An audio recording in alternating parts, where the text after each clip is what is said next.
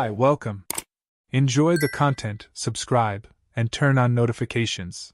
Gregory showed up at Vanessa's parents' house thinking that night would be special. Their 8th wedding anniversary wasn't just another date on the calendar, it was a milestone he was proud to celebrate. Vanessa had planned an intimate dinner with their closest family, something warm and thoughtful, meant to strengthen bonds and remember good times.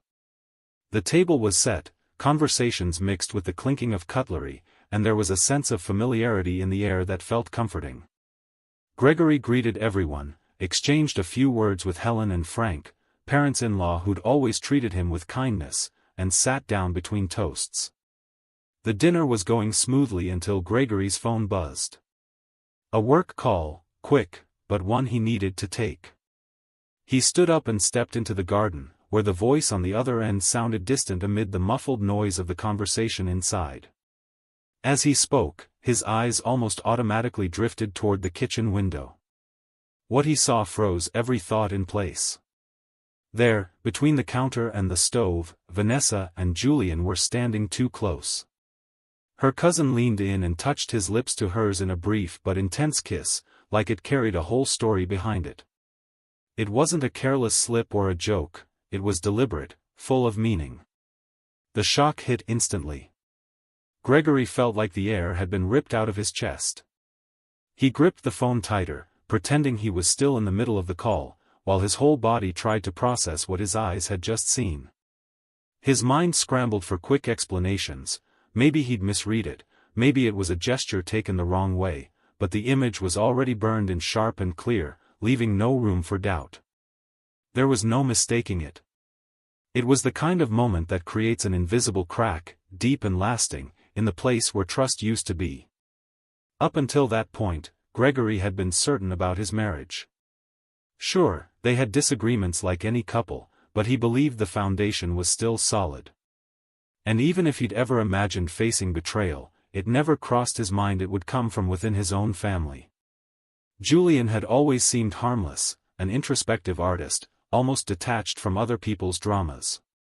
Seeing the two of them like that felt like discovering a hidden crack in the house you've lived in for years, one that had always been there, silent, until the day the structure finally starts to give way right before your eyes. Gregory didn't react. He stayed still, keeping a neutral expression like he was still focused on the call, but inside, he could feel something had broken. In seconds, the celebration lost its spark. That full table and the family laughter now felt like background noise to one single thought: something irreversible had just happened. He took a deep breath, ended the call, and stayed outside a little longer, as if he needed a few extra moments to pull himself together before going back in. When he walked back inside, he saw Vanessa chatting animatedly with her aunt, like nothing had happened. Julian was leaning against the wall, holding a glass, carefully avoiding eye contact. Gregory sat down quietly, only responding when someone spoke directly to him. He could feel the weight of the secret burning inside, while everyone around him carried on in the easy mood of a celebratory night. Every toast, every smile exchanged at the table, felt like a reminder that he was surrounded by people who had no idea what he'd just witnessed. The dinner went on, but for Gregory, the celebration had already become a turning point. It was the invisible end of something he'd believed was unshakable. Gregory and Vanessa's beginning had been marked by an intensity that felt indestructible. They'd reconnected years after college during a university event, and it was like all the time they'd spent apart had just been a pause leading up to that moment. Conversations flowed easily, there was humor, chemistry, a connection that didn't require effort. In the first months, it felt like they were living out a love story you only see in romantic movies. They traveled together, shared dreams, built small traditions that gave the sense they were building something real. The first years of marriage only strengthened that belief. They looked out for each other, celebrated small wins, and above all, there was trust. Gregory never felt threatened by Vanessa's friends or acquaintances. She, in turn, never questioned his friendships. It was as if mutual security was such a solid base that nothing could shake it. Over time, though, small changes began to appear. Vanessa started spending more hours at work, saying she was involved in new projects that demanded constant attention. Their nights together became rarer, and she preferred to go to bed early, claiming she needed to rest for the next day. Gregory, used to long talks with her before sleep, noticed that this space for intimacy was shrinking. Still, he tried to believe it was just a phase. It was during this time that Julian returned to town. Vanessa's cousin had always been quiet, almost mysterious. A visual artist, he spent long stretches traveling and rarely settled anywhere. His return coincided with this more distant phase in the marriage, and Gregory noticed the growing closeness between them happening gradually. At first, it seemed like just family affection. Julian started showing up for lunches, helped Vanessa with creative projects, and slowly, his presence became a regular thing. As months passed, Gregory began to notice signs that hadn't been there before.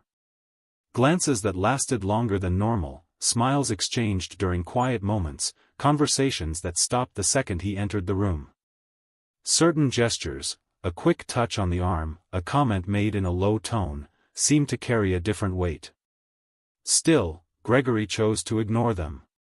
Convincing himself he was overreacting was easier than facing the possibility that something was off.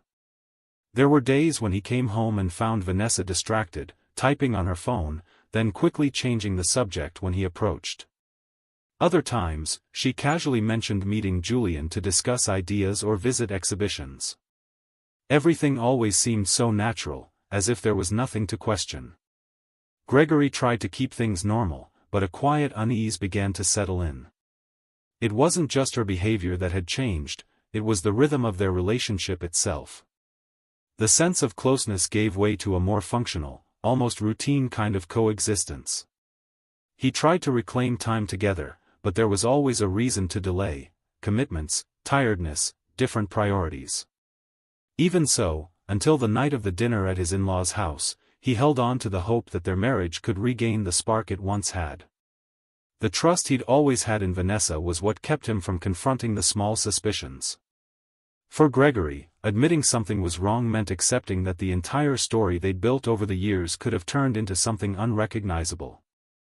And that was a possibility he wasn't ready to face. That same night, after the dinner at his in-laws' house ended and the last guests said goodbye, Gregory and Vanessa walked to the car in an almost uncomfortable silence.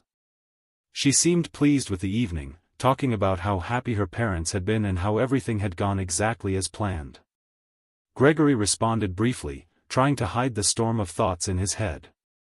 The image he'd seen through the kitchen window still burned in his mind, as if it had just happened seconds ago. The drive home was short, but long enough for him to replay every detail: the closeness, the quick kiss, the way Julian had looked at her. They got home, and as soon as they walked in, Vanessa took off her shoes, dropped her bag on the couch, and said she was going to take a shower before bed. Gregory stayed in the living room, sitting, staring at nothing in particular. The sound of her footsteps fading echoed like a reminder that there was now a gap between them, something that just hours ago he hadn't even known existed. That's when he noticed her phone on the cushion, screen facing up. A small detail, but it caught his attention because Vanessa always kept her phone close, almost like an extension of herself. Gregory hesitated for a few seconds, but the need to know the truth won out. He picked up the device and unlocked it. At the top of the message list was Julian's name. Just opening the conversation made the answers he'd feared jump out at him. The messages started casually, but quickly turned into intimate confessions. There were mentions of secret meetings, references to shared moments away from anyone's eyes, and obvious complicity. He skimmed through the words, feeling a mix of anger and coldness. One voice note caught his attention. He pressed play and heard Vanessa's voice say, "With him, I feel like I'm acting. With you, I breathe." The honesty in her words left no room for alternate interpretations. Gregory sat frozen, phone in hand, absorbing each syllable as if each one added more weight to his chest. He kept scrolling and found messages referring to short trips, always with excuses he now recognized as lies. He realized dates when Vanessa claimed she was overwhelmed with work lined up with times when he didn't know exactly where she'd been. Everything clicked into place, cruelly. Taking a deep breath, he started taking screenshots, saving each piece of evidence like part of a puzzle that was nearly complete. He transferred the files to a flash drive and placed the phone back exactly where it had been, careful not to leave any sign he'd touched it. He sat there for a few minutes, motionless, listening to the sound of the shower running in the bedroom. It wasn't just the discovery of betrayal that hit him, it was the clarity that this marriage, as he knew it, had already ended long before he realized it. The difference was now he knew. The night that started as a celebration had become the marker of an ending. And as he stood up to go to bed, he knew from that point on, every word, every gesture, every decision would be guided by that truth. Gregory heard the shower stop and, a moment later, the bathroom door open. Vanessa appeared with wet hair, wrapped in a robe, looking relaxed, as if the night had just been another happy family moment. He watched her for a few seconds, holding back the urge to explode. He wanted every word to come out with the clarity and weight the situation demanded. "I saw you two in the kitchen," he said, voice steady. Vanessa froze mid-motion, sitting on the edge of the bed, frowning. "What are you talking about?" "You and Julian. The kiss. And before you make up some story, I've already heard the messages too." Silence filled the room. She looked away, gripping the belt of her robe tightly, as if that could give her control. "It wasn't what it looked like," she started, but her own expression already showed it was exactly what it looked like. Gregory picked up the flash drive from the nightstand and played one of the audio clips. Her voice, clear and unmistakable, filled the room. "With him, I feel like I'm acting. With you, I breathe." Vanessa closed her eyes for a few seconds, as if accepting there was no way back. She sat on the edge of the bed and finally said, "Fine, it's true. I got involved with him. But you have to promise not to tell my family. It would ruin Julian's image, Anne." Gregory cut her off, laughing in disbelief. "Julian's image? That's what you're worried about? What about mine? Do you have any idea how I felt? You think about him, but not for 1 second do you think about what you did to me. You're so immature you think protecting your cousin is more important than owning up to what you've done." She tried to say something, but Gregory didn't let her. "Fine. I won't say anything. Not because he deserves it, but because I refuse to be part of this perfect family act you two are putting on. But you're leaving this house tonight. Figure out where you're going to stay." Vanessa's face tensed, as if she'd expected a second chance, but realized there was no room for negotiation.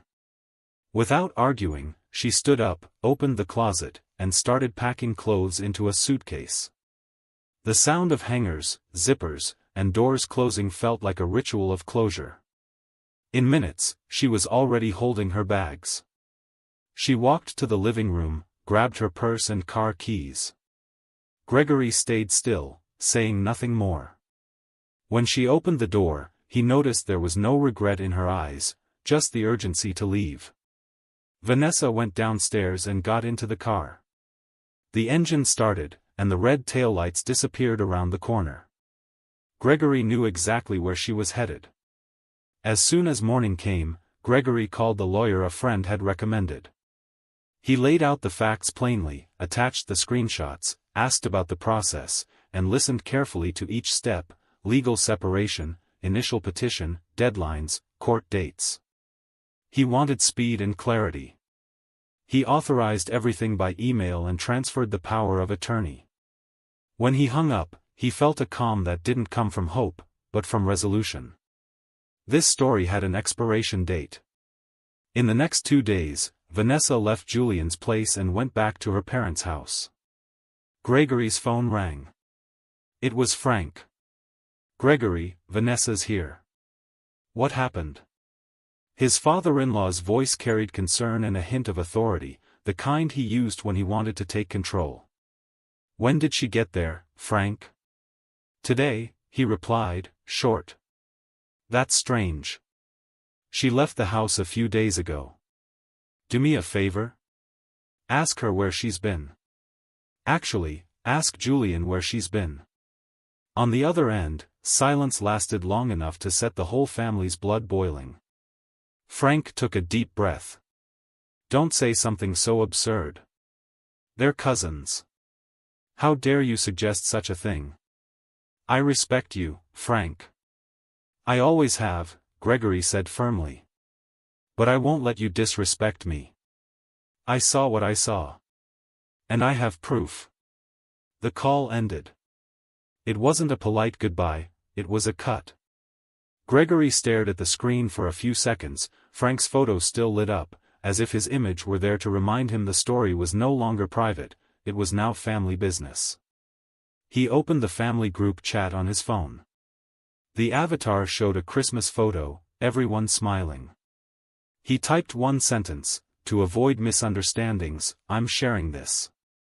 Then he attached, the audio of Vanessa saying she acted with him but breathed with Julian, the screenshots with dates, replies, subtle invitations, enough of a sequence to leave no doubt.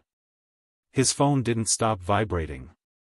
First came the, from aunts and cousins who didn't understand the context. Then Vanessa's call appeared on the screen. Gregory answered. How could you? Her voice was full of anger. How dare you expose this? Have you lost your mind? I was accused of making things up, he replied calmly. I figured it was better if everyone heard it in your own voice. You've destroyed the family, she shouted. This was between us. Between us ended the night you chose Julian. The rest is just consequence. You're cruel. Vanessa fired back, trying to turn her guilt into a weapon. I only asked you to protect his image. Did you have to humiliate everyone? Your concern has always been his image, Gregory cut in. I'm not going to argue. He ended the call, went back to the group, and tapped leave.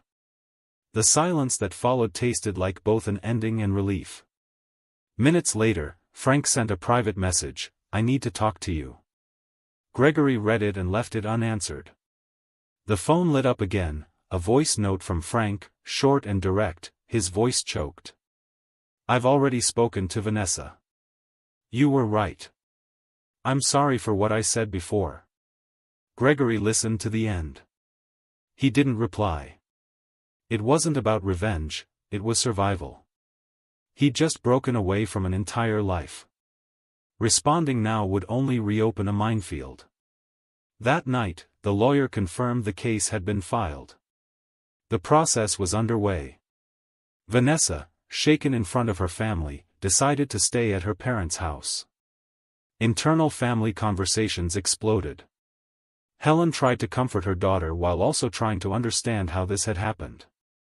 Uncles and cousins were divided, some wanted silence, others demanded truth.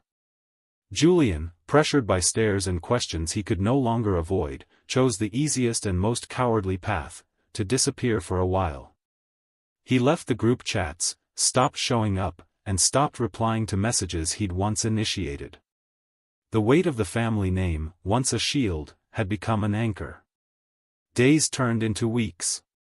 Vanessa's lawyer tried to delay things with formalities, but the evidence was strong and the outcomes predictable. Agreements that might have turned into battles in other marriages were settled on paper like wiping the table after dinner. The house, already in Gregory's name, bought before marriage, with archived documents and undisputed deed, stayed with him. Furniture was divided with almost accounting-like precision. Photos went into a box Gregory took to storage and locked.